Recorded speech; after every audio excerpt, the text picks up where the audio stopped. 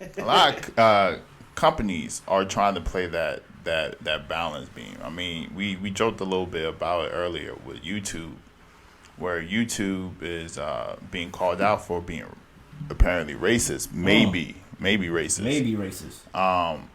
and but they have this initiative called YouTube Black, and so it gives out this illusion that they're doing things for black people, where they might not really be helping actual black creators who are actually on the platform making a living off of it. And so, but it's like, are they doing this just to do this?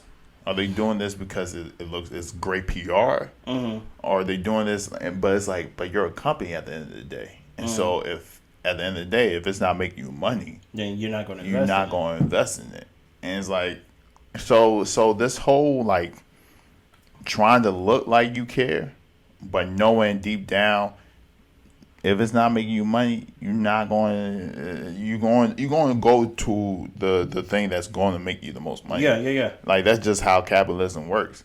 And so it's like, I don't know. I maybe this is just a symptom of people trying to care, but because we live in a capitalist type of society, it's hard for you to play both sides in that. And I think Jay-Z is probably just another symptom because he is a business. At the end of the day, regardless if he's a person, so he might actually care, but because he's a business, he has to worry about his brain, he has to worry about his relationships, has to worry about the position. He's not trying to get into different what was I trying to say? He's not trying to get into different issues where it might put him in a tough spot where now he might lose the connections and business relationships that he had because he's trying to rep for the overall people's plights. That's how people felt about President Obama. Oh, really? People felt like when he was president, he go deal with black issues. You know what I'm saying? Besides being the president of the United States, and people still feel like that critique is warranted. Like basically, like to be our first black president, it would serve to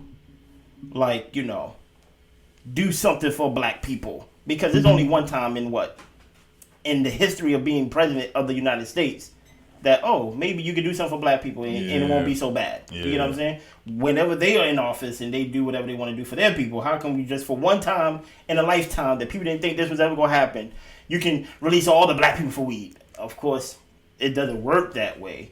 But I think people are getting sick and tired of being told, like, how come it doesn't work that way when it's like, when it comes to us?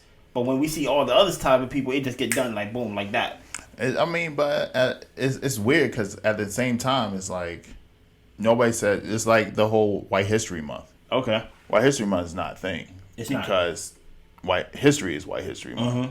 And so it's the same thing. It's like them doing something for people, their people is not them doing something for white people. It's just they seen as Americans. They're doing things for Americans. And so it seems like they're doing it for their people, but the way it's termed, I remember Donald Glover saying once that he just wanted to be seen as a white person. And then Sean, there was a Breakfast Club interview. Sean was like, what? Well, that sounds crazy. It's like, yeah, but Will Smith is seen as white. This was before he slapped Chris Rock. Yeah. He's black. Now he's black. He's dark skinned. Yeah, he's dark skinned. But and he quickly realized that when everybody turned his back on. But they was confused that night because it was like, that white man just slapped that black man just now. That's a good boy. And they start clapping. But now they woke up and was like, wait, no, he's a black man. That was anyways. So, but he was saying that Will Smith is seen as white because nobody sees Will Smith back in the day. Like this is like 2013, 2014, before the whole scandals and Jada. He's like, nobody sees Will Smith as a black man. This Donald Glover talking. This is Donald Glover. Like Will Smith could go to Dubai, people love him. Will Smith could go to Europe, people love him. Will Smith has white friends, he has black friends, he has Indian friends, he has all these different type of friends. Like he's a white man, like he's neutral. Because the thing is, being human, especially in today's civilization, is being white.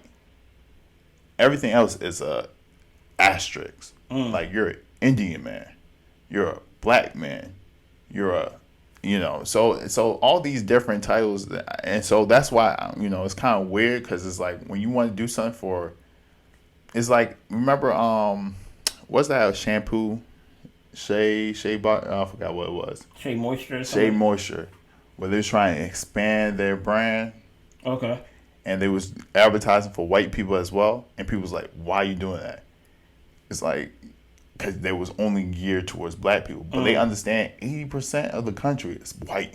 I mean, it might be 60 now, or closer to 60, but 80% of the time was like white. So it was like, we want more money, we want to do more things, and so I think that's what happens in a lot of this capitalism, especially when you're dealing with racism, where they want to appeal to the majority, and the majority of the people that are using their stuff is white, and even the people that are not in that demographic usually appeal to the same things that those white people are appealed to.